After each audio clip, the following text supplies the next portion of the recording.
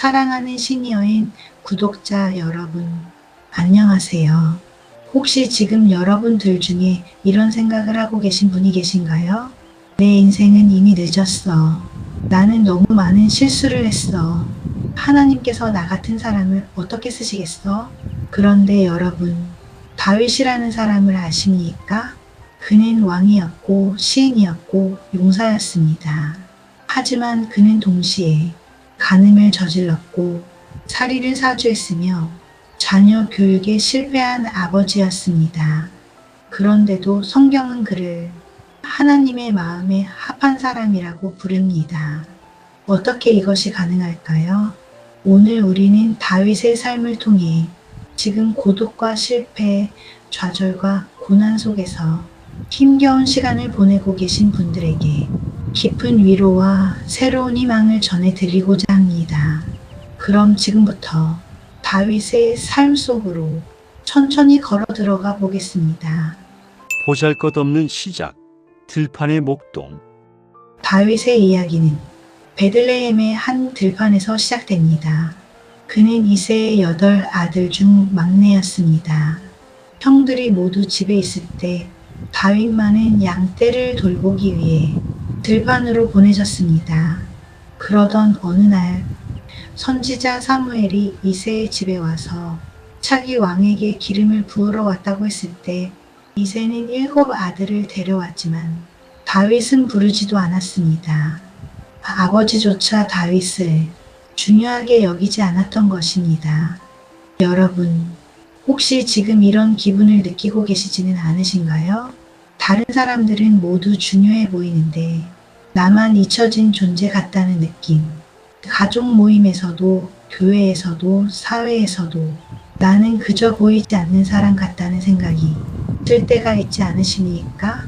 그러나 잘 들어보십시오.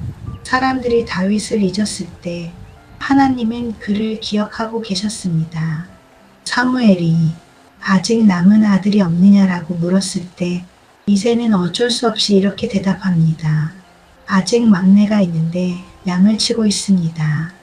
그리고 다윗이 돌아왔을 때 하나님께서 사무엘에게 말씀하셨습니다.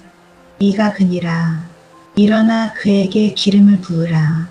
여기서 우리가 배울 첫 번째 교훈이 있습니다. 사람들이 우리를 어떻게 평가하든 하나님께서는 우리의 진정한 가치를 아신다. 다윗이 들판에서 양을 치며 외롭게 보낸 그 시간들은 결코 낭비가 아니었습니다. 그곳에서 그는 하나님과 깊은 관계를 맺었고 사자와 곰으로부터 양을 지키며 용기를 배웠으며 수많은 시편이 씨앗이 되는 하나님 찬양의 마음을 익혀가고 있었습니다. 사랑하는 여러분, 여러분이 지금 서 있는 그곳이 들판처럼 보잘것없어 보입니까? 걱정하지 마십시오. 하나님께서는 바로 그곳에서 여러분을 준비시키고 계십니다. 여러분의 조용한 시간, 외로운 순간, 아무도 알아주지 않는 것 같은 그 노력들도 하나님께서는 모두 보고 계십니다. 사람이 나를 잊어도 하나님은 나를 잊지 않으십니다. 불가능에 도전하는 믿음. 골리앗과의 대결. 다윗 하면 가장 유명한 장면이 있죠. 바로 골리앗과의 대결입니다. 당시 이스라엘 군대는 오랫동안 골리앗 앞에서 두려움에 떨고 있었습니다. 장대 같은 키를 가진 거인, 무거운 갑옷과 무기를 가진 전사, 그가 아침 저녁으로 나와 이스라엘을 조롱할 때 아무도 나서지 못했습니다. 왕도 군 지휘관도 용맹한 군사들도 모두 침묵했습니다. 그런데 어린 소년 다윗이 형들에게 음식을 가져다 주러 왔다가 이 광경을 목격합니다. 그리고 그는 놀라운 질문을 던집니다.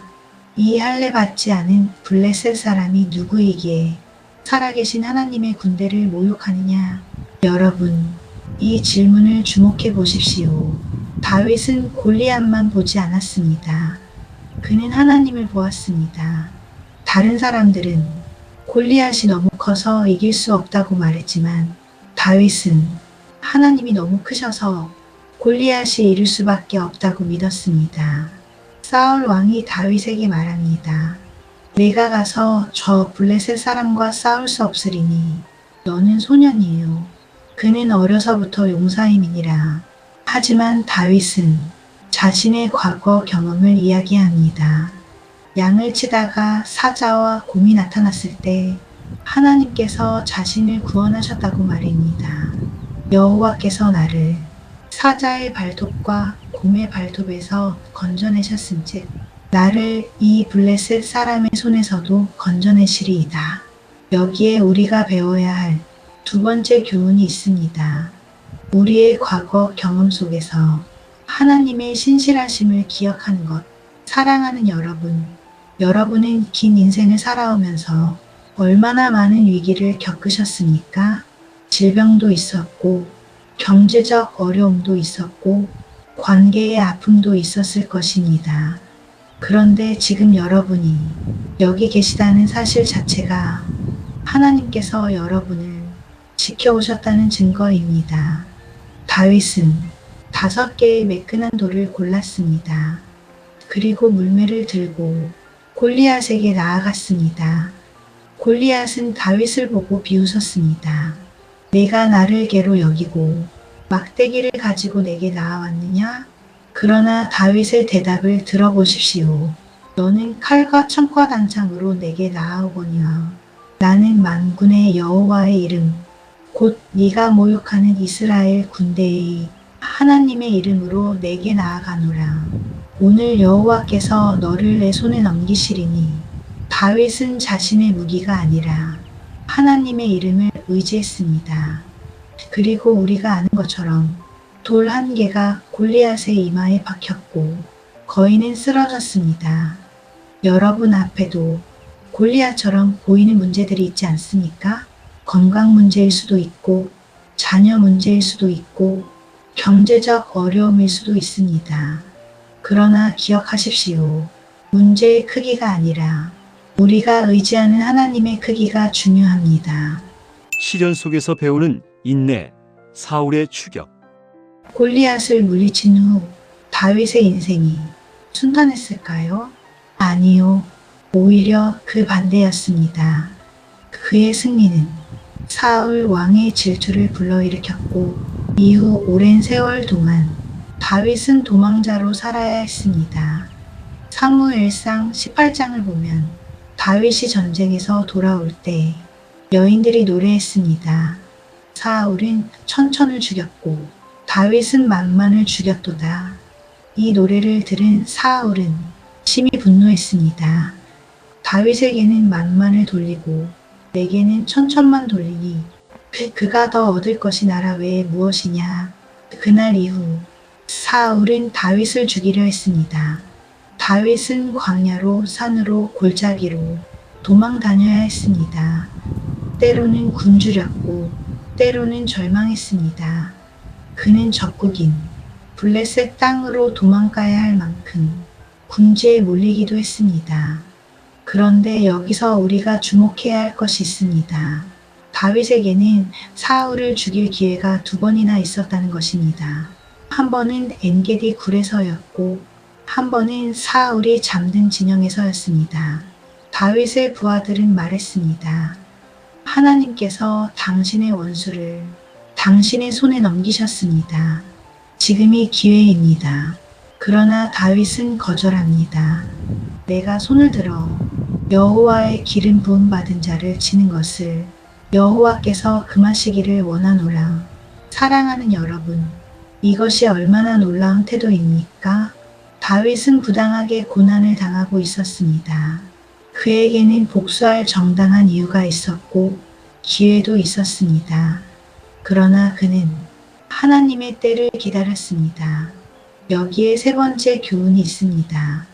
우리는 하나님의 정의를 믿고 기다릴 수 있어야 합니다. 복수는 하나님께 속한 것이며 하나님께서는 공의로 갚으실 것입니다. 이 시기에 다윗은 수많은 시편을 썼습니다. 시편 57편입니다. 내가 환난당하는 날에 주께 부르짖으리니 주께서 내게 응답하시리이다. 시편 142편에서는 이렇게 고백합니다. 내가 주께 부르짖으며 주께 간구하여 내 고민을 주께 토로하며 내 고통을 주 앞에 진술하였나이다. 다윗은 도망 다니면서도 하나님께 부르짖었습니다. 그는 불평도 하고 하소연도 했지만 결코 하나님을 떠나지 않았습니다. 그리고 이 기다림의 시간이 그를 더욱 성숙한 지도자로 만들었습니다. 여러분, 혹시 지금 억울한 상황에 처해 계십니까? 누군가가 여러분을 잘못 판단하거나 불공정하게 대우합니까? 다윗처럼 하나님께 여러분의 아픔을 토로하십시오. 그러나 복수는 하나님께 맡기십시오. 하나님의 때가 반드시 올 것입니다. 억울함을 풀 힘은 내게 없지만 억울함을 끝까지 들어주시는 분은 하나님이십니다. 성공 속의 함정 밧세바 사건. 드디어 다윗은 왕이 되었습니다. 사울이 죽고 다윗은 먼저 유다의 왕이 되었고 이후 온 이스라엘의 왕이 되었습니다. 그는 예루살렘을 정복하여 수도로 삼았고 블레셋을 물리쳤으며 주변 나라들을 제압했습니다. 그야말로 승승장구했습니다. 그런데 바로 이 성공의 절정에서 다윗은 인생 최악의 실수를 저지르게 됩니다. 사무엘하 11장은 이렇게 시작합니다. 해가 돌아와서 왕들이 출전할 때가 되매 다윗은 요압과 그의 부하들과 온 이스라엘 군대를 보내니 그러나 다윗은 예루살렘에 머물러 있더라. 여기에 문제의 시작이 있었습니다. 왕이 전쟁터에 나가야 할 때 다윗은 궁에 머물러 있었습니다. 어쩌면 그는 이렇게 생각했을지 모릅니다. 나는 이제 충분히 했어. 이제 좀 쉴만하지 않나? 어느 날 저녁 다윗은 왕궁 옥상에서 거닐다가 아름다운 여인이 목욕하는 것을 보았습니다. 그녀는 우리아의 아내 밧세바였습니다. 다윗은 그녀를 불러들였고 그녀와 동침했습니다. 얼마 후 밧세바가 임신했다는 소식이 들려왔습니다. 다윗은 당황했습니다. 그리고 그는 죄를 숨기려고 했습니다. 우리아를 전쟁터에서 불러들여 집에 가서 쉬겠습니다. 그러면 아이가 우리아의 아이로 보일 것이라고 생각한 것입니다.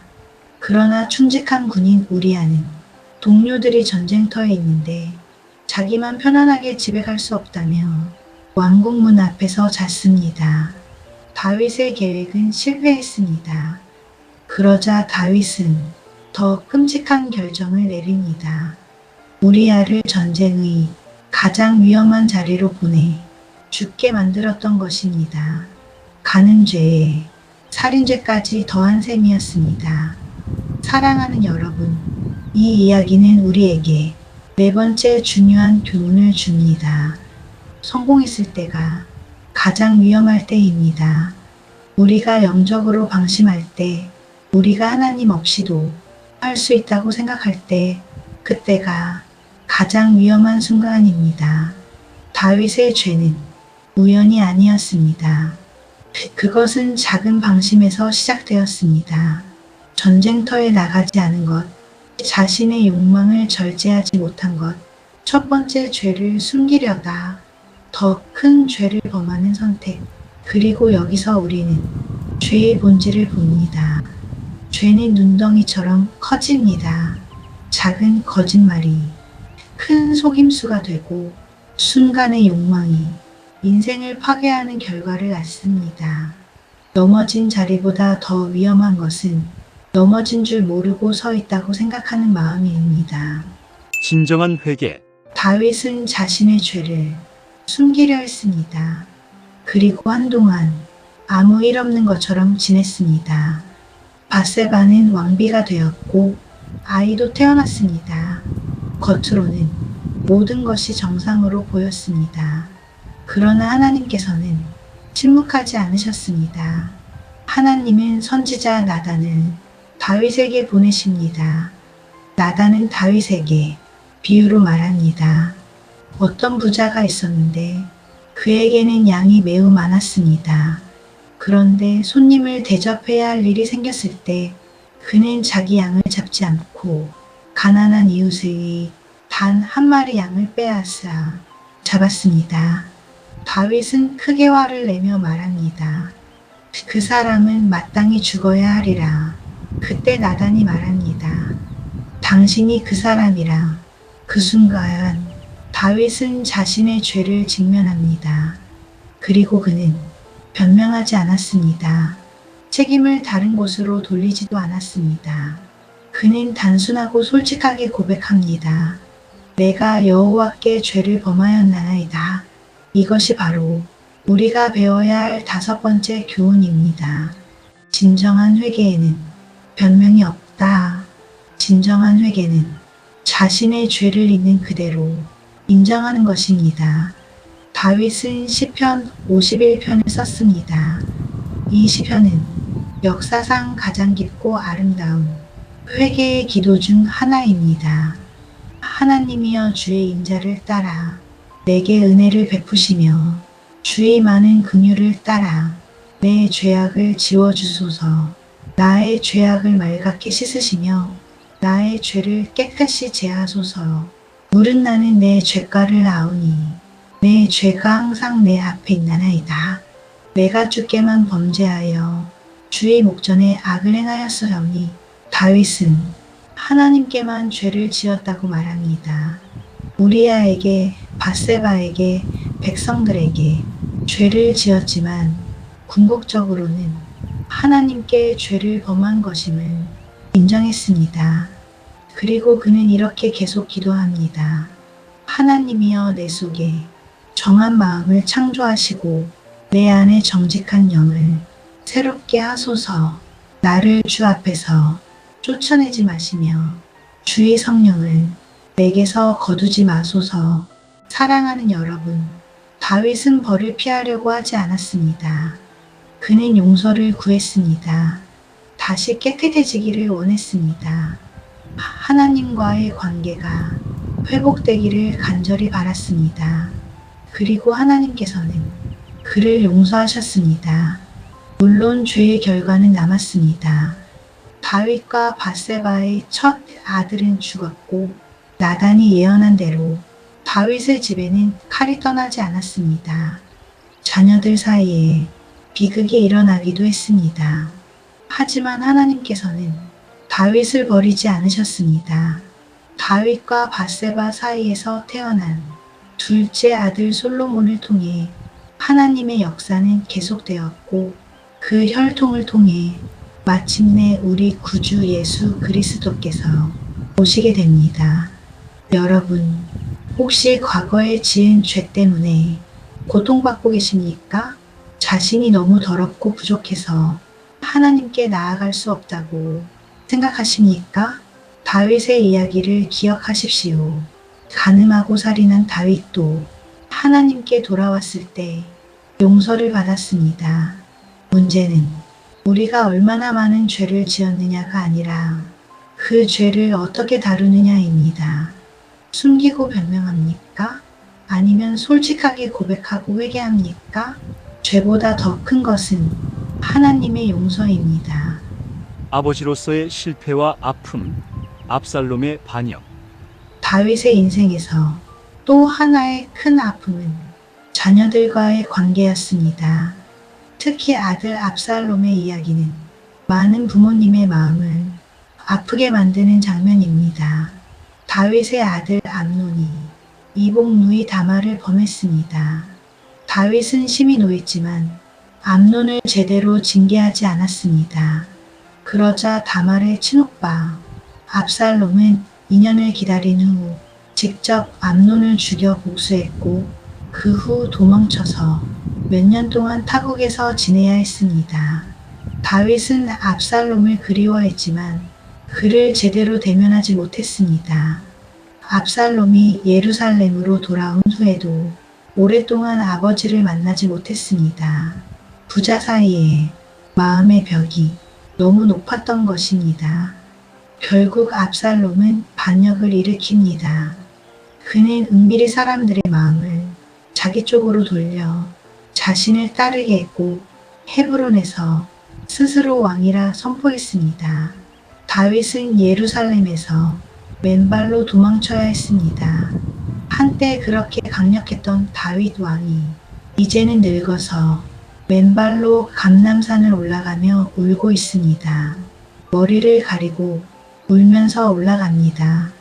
전쟁이 벌어졌고 결국 압살롬은 패배하여 죽임을 당합니다. 그 소식이 전해졌을 때 다윗은 가슴을 치며 통곡합니다. 내 아들 압살롬아, 내 아들 압살롬아, 내가 너를 대신하여 죽었더라면 압살롬아, 내 아들아, 내 아들아. 사랑하는 여러분, 특히 부모님이신 분들께 이 장면이 얼마나 아프게 다가옵니까? 다윗은 왕국을 되찾았지만 아들을 잃었습니다. 그는 승리했지만 그 승리는 너무나 쓰라렸습니다. 여기서 우리는 6번째 교훈을 배웁니다. 성공한 리더가 되는 것보다 성공한 부모가 되는 것이 더 어렵다. 다윗은 나라를 잘 다스렸지만 자녀 문제로 큰 아픔을 겪었습니다. 많은 부모님들이 이런 후회를 안고 계십니다. 내가 자녀들과 더 많은 시간을 보냈어야 했는데, 내가 더 좋은 본을 보였어야 했는데, 내가 더 관심을 가졌어야 했는데, 하지만 여기서 중요한 것은 다윗이 끝까지 압살롬을 사랑했다는 사실입니다. 그가 군대 지휘관들에게 마지막으로 당부한 말은 이것이었습니다. 나를 위하여 젊은 압살롬을 너그럽게 대우하라. 사랑하는 여러분, 혹시 자녀나 손주와의 관계에서 후회하는 것이 있으십니까? 너무 늦었다고 생각하지 마십시오. 다윗처럼 끝까지 사랑하십시오. 결과는 내 손에 있지 않지만 사랑하려는 마음을 하나님께서 아십니다. 완벽한 부모는 없어도 끝까지 사랑하는 부모는 하나님이 기억하십니다. 노년의 지혜, 왕위 계승과 마지막 말. 다윗은 늙었습니다. 열왕기상 1장은 이렇게 기록합니다. 다윗 왕이 나이가 많아 늙으니 이불로 덮어도 따뜻하지 아니한지라. 한때 골리앗을 무찔렀던 용사, 사자와 곰을 죽였던 목동, 이스라엘을 하나로 만든 왕이 이제는 침대에서 추위를 느끼는 노인이 되었습니다. 이때 또 다른 아들 아도니아가 스스로 왕이 되려고 했습니다. 그러나 다윗은 이번에는 분명한 결정을 내립니다. 하나님께서 약속하신 대로 솔로몬을 왕으로 세웁니다. 그리고 그는 솔로몬에게 마지막 당부를 남깁니다. 내가 이제 세상 모든 사람이 가는 길로 가게 되었노니 너는 강하고 대장부가 되고 내 하나님 여호와의 명령을 지켜요. 그 길로 행하여 그 법률과 계명과 율례와 증거를 모세의 율법에 기록된 대로 지키라. 그리하면 내가 무엇을 하든지 어디로 가든지 형통할지라. 다윗은 자신의 업적이나 전쟁의 승리에 대해 길게 말하지 않았습니다. 그는 한 가지를 남겼습니다. 하나님의 말씀을 지키라. 이것이 진정한 성공의 비결이라는 것을 평생의 경험을 통해 배웠기 때문입니다. 여기서 우리는 7번째 교훈을 배웁니다. 인생의 마지막에 중요한 것은 우리가 무엇을 성취했느냐가 아니라 우리가 하나님과 어떤 관계를 맺었느냐이다. 사랑하는 여러분, 우리가 지나온 삶을 돌아볼 때 후회도 있고 아쉬움도 있을 것입니다. 그러나 다윗처럼 여러분도 다음 세대에게 가장 중요한 유산을 남길 수 있습니다. 그것은 재산이나 명예가 아니라 하나님을 경외하는 삶입니다. 마지막에 남는 것은 업적이 아니라 하나님과의 관계입니다. 우리에게 주는 희망. 사랑하는 여러분, 오늘 우리는 다윗의 삶을 따라 걸으면서 보잘것없는 시작도 쓰라린 실패도 하나님 안에서는 다시 일어서는 발걸음이 될 수 있다는 것을 보았습니다. 완벽해서가 아니라 넘어질 때마다 하나님께로 돌아갔기 때문에 다윗은 하나님의 마음에 합한 사람이라 불렸습니다. 여러분의 인생에도 후회와 상처, 말 못할 아픔이 있으시지요. 그러나 기억하십시오. 하나님은 쓰러진 사람을 정죄하시기보다 다시 일어나 걷기를 바라시는 분이십니다. 오늘 이 시간이 여러분의 마음에 조용한 위로와 새로운 희망이 되기를 축원합니다. 하나님의 평강이 여러분과 함께 하시기를 기도합니다. 시니어엔 오늘의 이야기는 여기까지입니다. 구독과 좋아요는 큰 힘이 됩니다. 시니어 N